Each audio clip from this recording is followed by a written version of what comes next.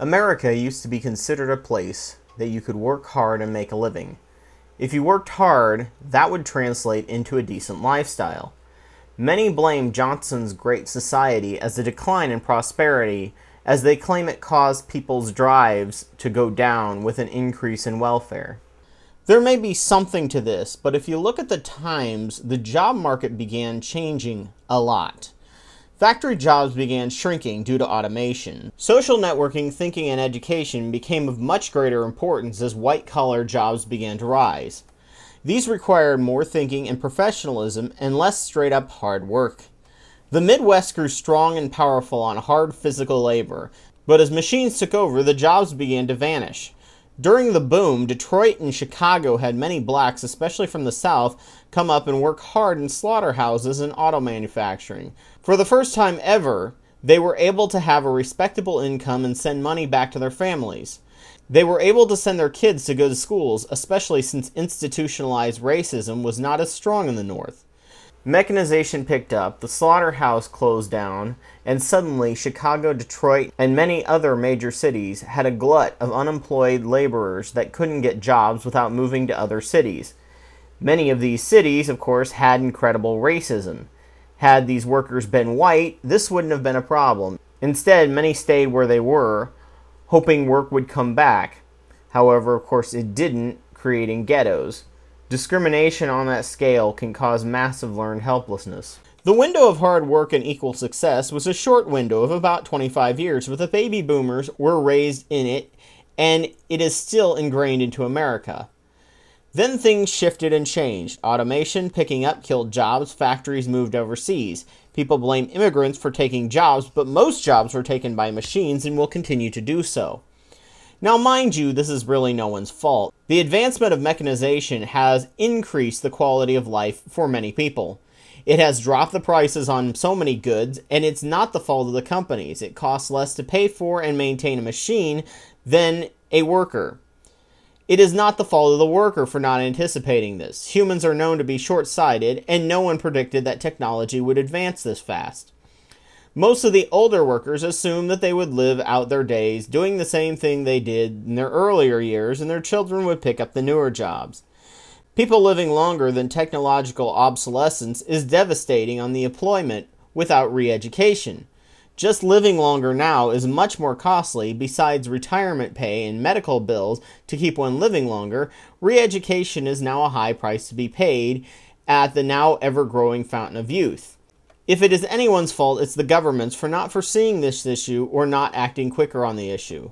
Places like Scandinavia and Germany barely move fast enough to maintain their employment levels, but they have free education. Germany now has an employment shortage because they created so many new jobs, much of it through new energy sources. The U.S. is now sending hordes back to college for associate's or bachelor's degrees. The difference is that these people are going to be massively burdened with student debt, and even then they are not guaranteed to be able to get a job, or that their job demand will be the same in 20 to 30 years from now. How did it come to this? Structure. Our labor market is set up perfectly to get the most labor out of tangible labor. But who does most of the tangible labor these days? Machines. We make components or don't make anything at all. We push papers. It's why unions have become so irrelevant and foreign to us. White collar tends to not have unions. People became white collar because the pay was much better. If they didn't like it, they could always find a blue collar job. Therefore, no one bothered to form a union. Not true in Europe. The unions go to bat for their laborers, give them more time off, lobby for weeks of paid vacation as mandatory every year. Danish YouTuber Tilsen told me that McDonald's employees in Denmark get paid the equivalent of $18 an hour with paid holidays. In the US is considered the lowest paying job possible. And guess what? Putting these stipulations on companies does not cause their business to leave. Why? Infrastructure. The European governments make companies pay their fair share. They use that money to make roads and utilities top-notch and educate their populations. Companies stay where they are because they have so much skilled labor and great infrastructure, even though they have to pay taxes for it. It's where infrastructure is falling apart and the higher education is lower that the argument for smaller governments appear to make more sense. 8 out of 10 jobs in the next decade will require higher education. This creates a form of indentured servitude that the majority of the nation will be spending decades to pay off. Also, the parameters to get and keep a job have changed. Back in high school, who was taught that networking was something essential to getting a job? I'm going to bet that unless you were upper middle class or richer, no one probably even breathed a word of it to you. Networking was a fancy lingo used by higher executives to sound important. These fast-paced, high-stress executives were criticized for being disconnected with the real world as portrayed in media.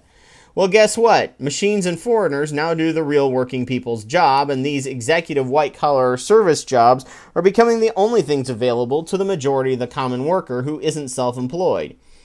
To get into nearly any higher-paying long-term job besides minimum wage requires networking, something I've taken years to discover via trial and error in job hunting.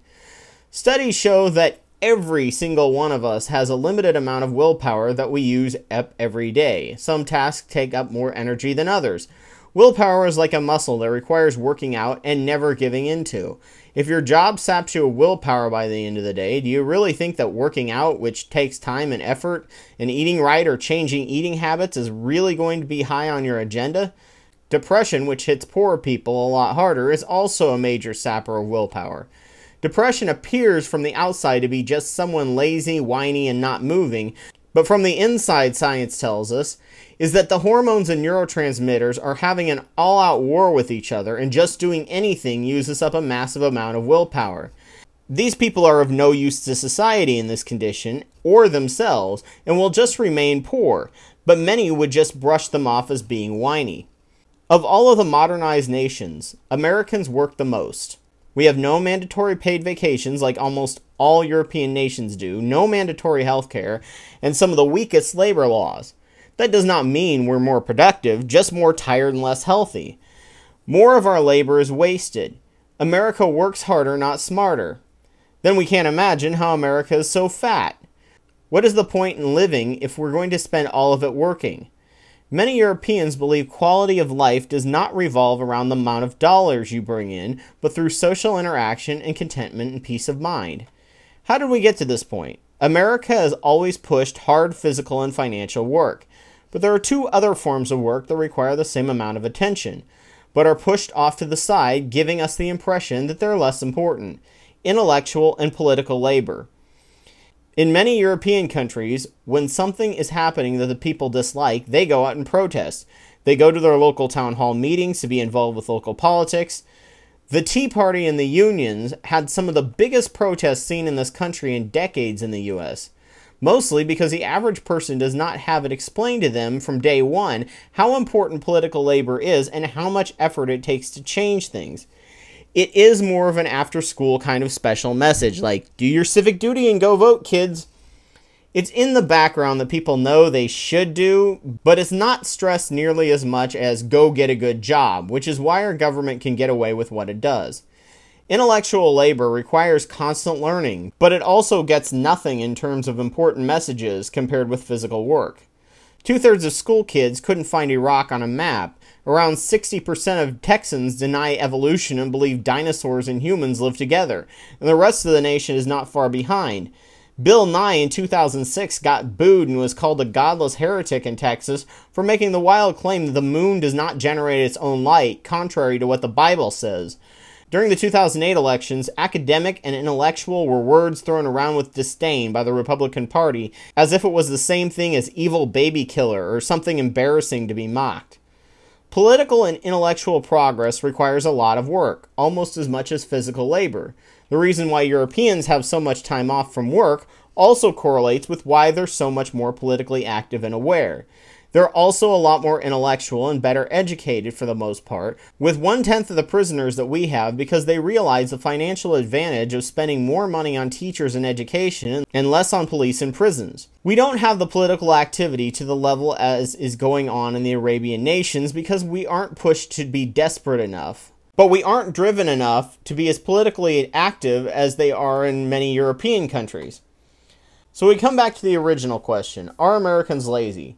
I think I've answered this. No, Americans are not physically or financially lazy.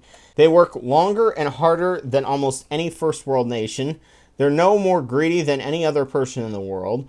They are, however, intellectually and politically lazy. Their willpower is sapped, and they don't think beyond the system they know, because that requires too much energy and effort that would distract them from what they were raised being told that was most important: money.